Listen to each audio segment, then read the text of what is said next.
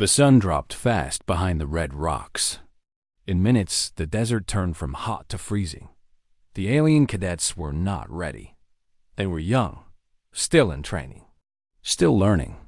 There were 6 of them, tall and thin with silver skin and glowing blue eyes. Their uniforms looked advanced, but their bodies shook as the cold wind blew across the empty land. "We must continue the trial," one cadet said, teeth chattering. "No," another replied. "We must stop. This cold, it's killing us." In the middle of the group stood a human dot. His name was Cole. He was strong, calm, and quiet. He wore a dusty jacket and goggles on his head. Unlike the others, he didn't shake. He knelt down and touched the sand. "It's dropping fast," he said. "By midnight, it'll be deadly." The cadets looked at him. "But you said this planet was safe." "During the day, yes," Cole answered. "But deserts lie. Hot sun, cold nights." One cadet, Tala, frowned. "Then what do? We don't have shelter." Cole looked around. No trees, no rocks. Just sand, old bones, and wind. "I'll build one," he said. The cadet stared at him. "You?" "With what?" Cole smiled. "Just a little. With what the desert gives." He walked away from the group and knelt by a dry dune. He pushed his hands into the sand. Cold air rushed over his fingers. Then he stood and walked toward a half-buried skeleton. It was huge, some ancient desert beast, long dead. The bones were dry, but thick and strong.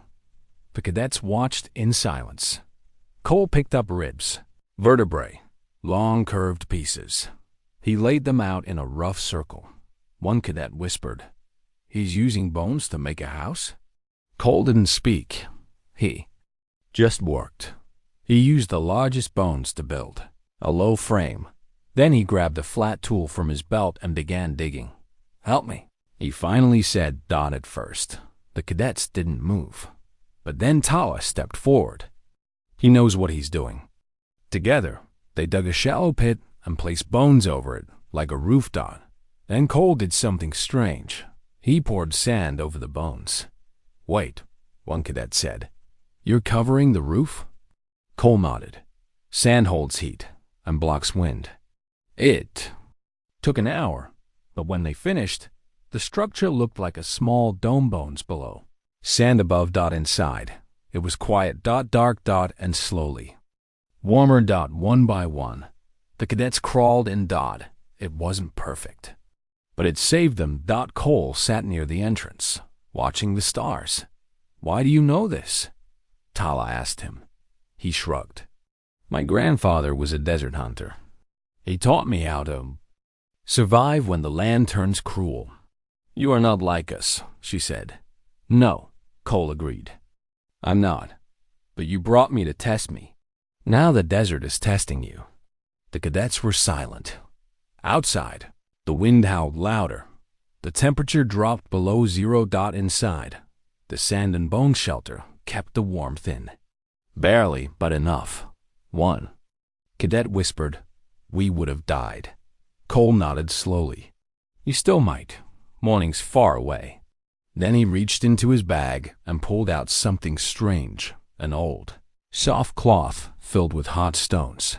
He passed them around. "Put these near your chest. They'll help."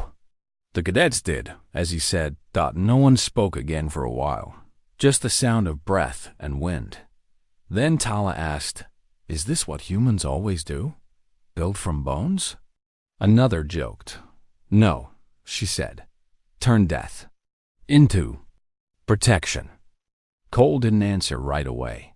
He looked at the bones above them, glowing faintly in the dark. "Only when we have to," he said. Outside, something moved in the sand, big, quiet, and watching. The cadets were safe for now. But the desert held more than just cold. The wind howled across the desert like a ghost. Inside the shelter, the alien cadets huddled together, silent. Their silver skin had lost its glow. Even with the sand and bones around them, the cold bit through. Only Cole stayed near the entrance. He didn't sleep. He listened. The human's eyes scanned the desert. Then he heard it. Again, dash movement. Soft. Slow. Dragging across sand. He grabbed a long bone spear he had shaped earlier and crouched.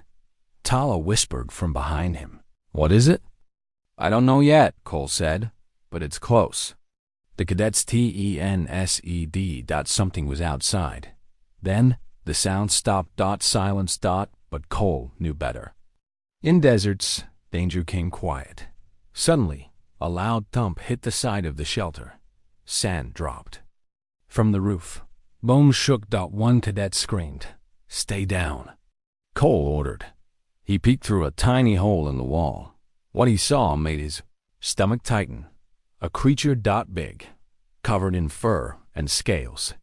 4 long legs, yellow glowing eyes. Its nose sniffed the air. Its breath steamed in the cold. It walked in a circle around the shelter, looking for a way in. "Desert stalker," Cole whispered. "Scavenger. Smells heat. Hears breathing." Another. Thump. Then claws. Scratching. One cadet panicked. "It's going to dig through." Cole turned quickly. "Not if we scare it first." Tala looked confused. "With what?" "We have no weapons." Cole smiled slightly. "We have sound." He reached into his pack and pulled out a small earth-made flare. He lit it and shoved it through a hole in the shelter wall. A burst of red light filled the desert. The creature growled and backed away. Cole stepped outside, holding a burning stick from the firestones. "Hey!" he shouted. The creature roared and lunged. Cole threw the flare right into its face. Flash! The beast shrieked and ran off into the dark. Gone. The cadets rushed out behind him. "It's gone," one whispered. "You saved us again," Tala said. Cole was breathing hard, but calm. "It's not about saving. It's about knowing what the desert gives and what it takes." He looked around. "We need to move before sunrise." "Why?" Tala asked. "Because that wasn't the only one." The sun began to rise. The cold faded fast. The heat came back harder. By noon, the sand burned underfoot. The cadets were tired, hungry, and quiet. Cole found shade under a rock ridge and waved them over. "We rest here," he said. He reached into his bag and pulled out dried food earth rations. The cadets stared. "You still have supplies?" one asked. "Only a little," Cole replied, "but enough to share." They ate slowly. It wasn't delicious, but it was warm and filling. Tala sat beside him. "You don't act like a soldier." "I'm not." "Then why did they bring you on this mission?" Cole looked at the sand. "To test if a human could survive your training, to see if we're useful. And I think I'm the one doing the testing now." She smiled softly. "We would not be here without you." He didn't reply.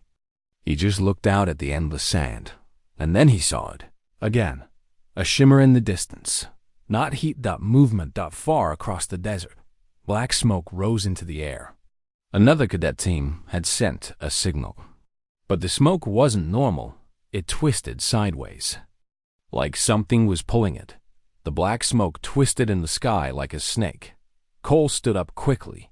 "That's not wind," he said. Tala squinted toward the smoke. "It's bending sideways." One of the cadets asked, "Another team?" "Maybe," Cole said. "Or maybe something worse." The cadets looked at each other. They were tired, but they followed him. No one spoke as they crossed the burning sands. The heat bounced off the ground. Every step felt heavier. After an hour, they reached a rocky slope. Cole stopped and held up his hand. "Stay low." He crawled to the edge and looked down. The cadets followed carefully. Below them, wreckage. A training ship had crashed. One wing broken.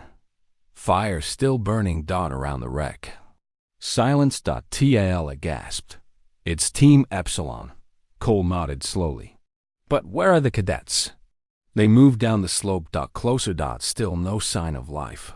Inside the ship, Scorch marks covered the floor. Something had burned its way and not out. Claw marks, deep ones. Cole touched one of the marks. Whatever did this was big. Suddenly, a sound came from the back of the wreck. Clink. Everyone turned. Cole raised a bone spear. Tala followed behind him. They walked slowly, step by step, to the dark corner. A figure sat there. It was a cadet barely breathing. His skin was pale. His suit torn. Cole knelt beside him. "Hey, you're safe now. What happened?" The cadet opened his eyes. It came from the sand. A shadow. "We tried to run." He coughed hard. Cole looked around. "Where are the others?" The cadet whispered, "Gone. It took them." Cole helped him drink some water. Tala's voice shook. "What could do this?" Cole stood slowly. "Something ancient. Something that hunts at night and hides during the day." He looked at the sky. The sun was already dropping again. "We don't have time." They made a stretcher for the injured cadet, using broken metal and coats. As they moved, the desert wind changed again. The smell of smoke faded. A new smell came, deep, dusty, like old bones and blood. Cole's eyes narrowed. "It's following us," Tal asked. "How do you know?" "I don't," he said. "I feel it." The group moved faster. They reached a narrow canyon before nightfall. Cole stopped. "We'll camp here," he said. "Two walls, one entrance. Easier to defend." "But we have no shelter," Tala said. "We'll make one." Again, Cole dug a pit. He used rocks this time instead of bones. He placed dry plants around the edges. The cadets helped without needing to be asked. By night, they had a rough circle of warmth. They sat inside. Waiting. The stars came out. Bright. Silent. Then dash footsteps. Not theirs. Heavy ones. Coming closer. Cole stood and held the spear. Everyone else stayed still. The canyon echoed with each step. Then, silence. Cole whispered, "Don't move. Don't breathe too loud." Tala clutched the injured cadet's hand. The wind stopped. Even the air seemed afraid. Then, a pair of glowing red eyes appeared at the canyon's edge. The creature didn't speak. It didn't roar. It just watched. Cole didn't blink. He stared back. And then he whispered something the cadets didn't expect. "It's testing us. Like the desert does." The glowing red eyes stayed at the edge of the canyon. Watching. Waiting. Cole stood firm. The bone spear in his hand, UNMOVING. Behind him. The cadets stayed low, silent. Even breathing felt dangerous. Tala whispered, "What is it doing?" Cole replied without turning, "Measuring us. It wants to know if we're weak." The creature stepped forward slowly, like it wasn't afraid. The moonlight revealed parts of it now. Long limbs, jagged. Spine, skin like stone and shadow. "It's not just an animal," Cole whispered. "It's intelligent." The cadets shivered. One tried to speak, but Cole raised a hand. "Don't show fear. Fear feeds it." The creature crouched low, muscles tense. It was ready to strike. Then Cole did something strange. He dropped the spear. "What are you doing?" Tala hissed. Cole reached into his coat and pulled out a small orb, one of the heat stones from earlier. It glowed faintly. He held it up. "I know what you are," he said softly. The creature growled but didn't attack. "You've lived here longer than any of us. You protect the land. You test the ones who walk it." The cadet stared. "He's talking to it?" Cole stepped forward. The creature flinched. Then it backed away. One step. Then another. Then it vanished into the shadows. Gone without a sound. Everyone exhaled at once. Tala grabbed his arm. "How did you do that?" Cole picked up his spear and said quietly, "You don't survive deserts by fighting everything. You survive by understanding them." Morning came. The air warmed quickly. The cadets emerged from the shelter. their eyes tired but alive. They continued the journey, carrying the injured cadet carefully. After hours of walking, they reached a tall ridge. Beyond it was the extraction zone. One of the cadets dropped to the ground. "We made it." But Cole didn't look happy. He looked at the sand dot, at the wind dot, at the silence. Too silent. He walked a few steps away and dropped to one knee. The sand shifted. Oddly dot, and he saw dot tracks dot deep, circular, not fresh. "Something passed here," he said. "Something big." Tala joined him. "That thing from the canyon?" "No," he said. "Bigger." Suddenly, the ground trembled. Just a little, but enough. The cadets stood quickly. Then the ridge in front of them exploded. Sand shot into the sky. A massive creature burst from beneath the ground, its body long like a snake, with a face made of bone plates and fire. Its roar shook the sky. Cole shouted, "Run!" They turned and ran down the slope, the creature tearing through the ground behind them. One cadet tripped. Cole turned, grabbed him, and pulled him back up. The creature was fast. Too fast. Cole saw a narrow split in the rocks ahead. "There!" The group dove inside. The creature slammed against the rocks, its body too big to enter. It roared again and disappeared under the sand. Dust fell from the ceiling. Everyone coughed and gasped. Then silence again. Tala leaned against the wall. "What was that?" Cole sat down. "A sand leviathan, rare, but they wake when they feel too much movement above." Tala looked at him. "And how do we survive something like that?" Cole looked at the tiny gap of sunlight above them and smiled. "With bones, sand, and brains." As the cadets caught their breath in the dark, Cole drew a shape in the dirt, an idea. And for the first time, Tala realized this human wasn't just surviving. He was leading. The cave was narrow, but deep. Dust hung in the air. The cadets sat close together, still shaking from what they had seen. The sand leviathan was gone.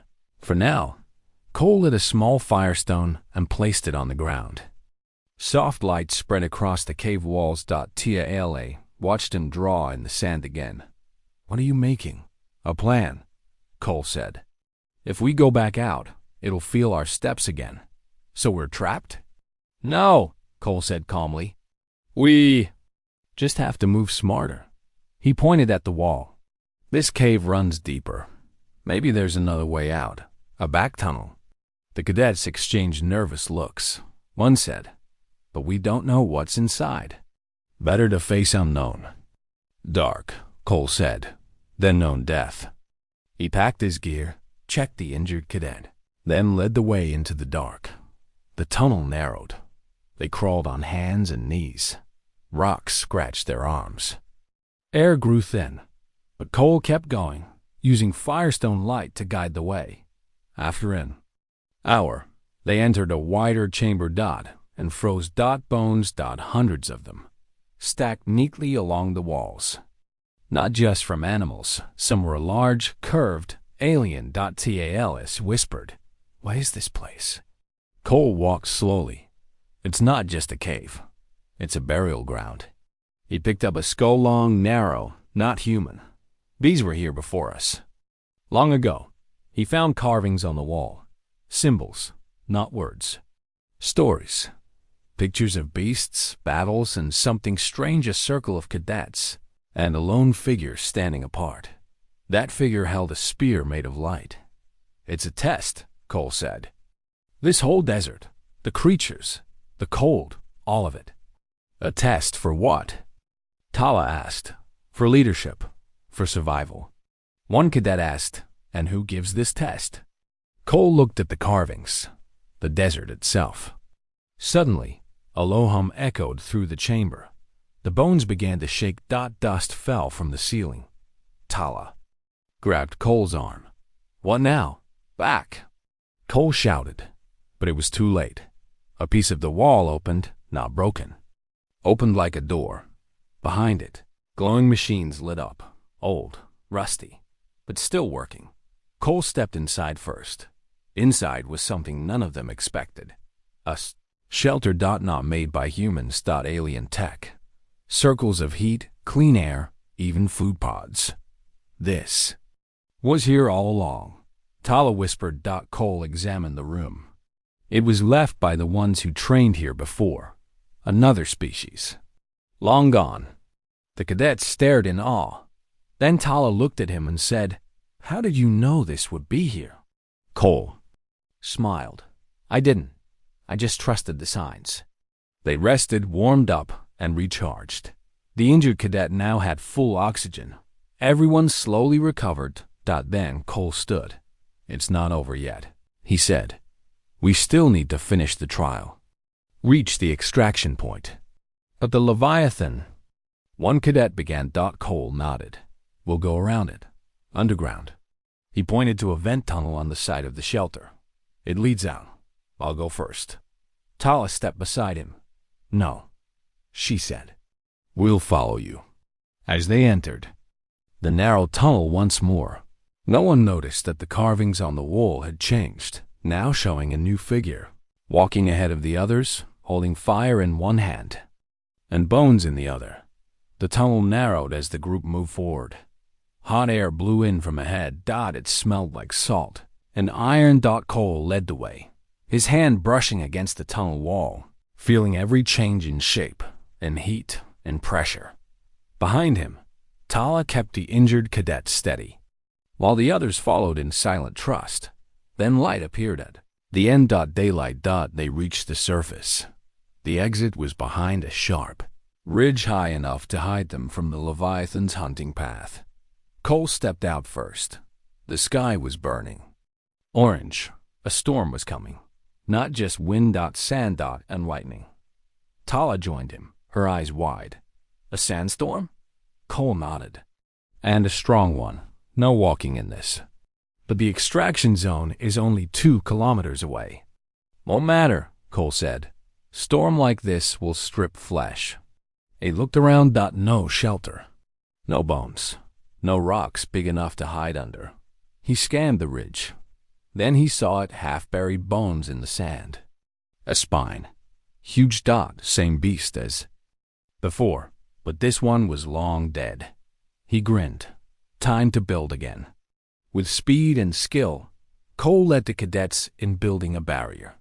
This time, he used bones to make a wind wall and packed sand inside the gaps to block the storm. He taught the cadets to stack, to press, to shape. "We can't stop the storm," he said, "but we can survive inside it." The cadets didn't argue now. They moved quickly, following every order. Even Tala took lead in sealing the corners. They finished just as the first winds hit. Then came the roar. Sand flew across the sky like fire. The shelter shook, but it held. Inside, it was hot, cramped, but safe. Tala looked at Cole. "If you weren't here, you'd figure something out," he said. She shook her head. "No, you gave us more than survival. You gave us direction." Cole looked at the cadets. They weren't students anymore. They were a unit. The storm raged for hours. When it passed, silence returned to the desert. The shelter held strong. One by one, the cadets stepped outside. The extraction beacon blinked nearby. They walked toward it. As they reached the site, a ship dropped from the sky. Its door opened. A high-ranking alien officer stepped out, followed by trainers and evaluators. Tala and the cadets stood in formation. The officer looked around. "Where is your commanding cadet?" The cadets looked at Cole. The officer frowned. "The human?" Tala stepped forward. "He led us. He saved US again and again." Cole stayed silent. The officer raised a scanner. Multiple survival strategies logged.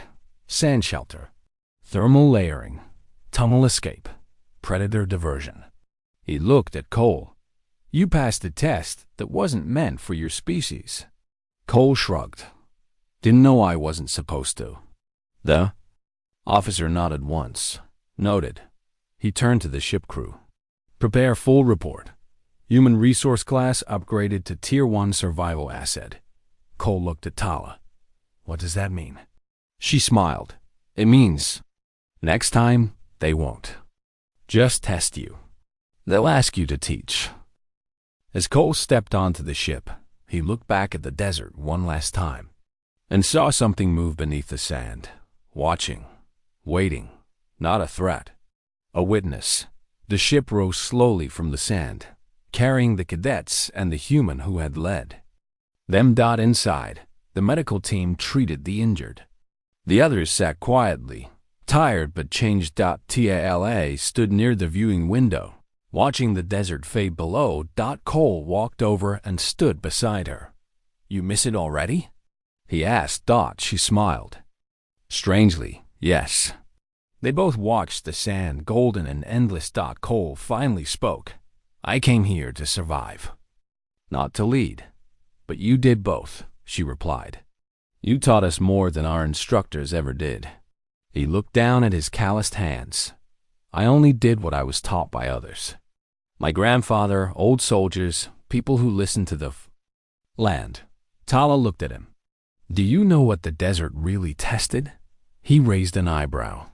Trust, she said. And you passed. At the training base, reports were logged, medals awarded, ranks changed, but Cole avoided the spotlight. He walked alone toward the edge of the base, where metal met sand again. There, he found a small group of young alien cadets.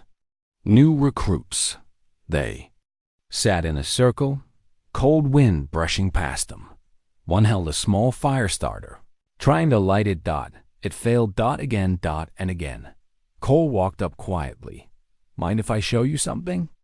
He asked. The cadets looked up, surprised. One of them nodded. Cole knelt, picked up dry grass, packed it loosely, and used a stone and metal shard old school. In seconds, the fire sparked. The cadets gasped. He smiled. Technology is good, but never forget the basics. One cadet asked, Are you the human who survived the sand leviathan? Cole shrugged. I'm the one who used bones to make a house. They laughed, but one cadet looked at him seriously. Can you teach us? Cole looked at the fire, then at the open desert behind the base. Yes, he said, but only if you're willing to listen. Weeks passed. Cole was no longer just a guest on the alien world. He was part of the survival program. He trained both aliens and humans. Not in combat. In wisdom. How to read a shadow. How to hear danger in silence. How to turn fear into focus. He never gave long speeches, but every story he shared began the same way. The desert doesn't care who you are. It only cares if you understand. One evening, Tala visited the training grounds. She watched him teach new cadets how to build a shelter using only sand, cloth, and time. As the class ended, she walked up to him. I'm going on my first command mission, she said proudly. He nodded. You ready? I'll take your lessons with me. He looked at her and said, Don't take my lessons. Take the desert's. They both laughed. That night, Cole sat alone under the stars. He held a small object in his hand. It was a gift Tala had given him, carved bone, shaped like a shelter dome. On it were symbols of fire, wind, and a human standing among stars. He placed it gently on the sand beside him, then looked up at the night.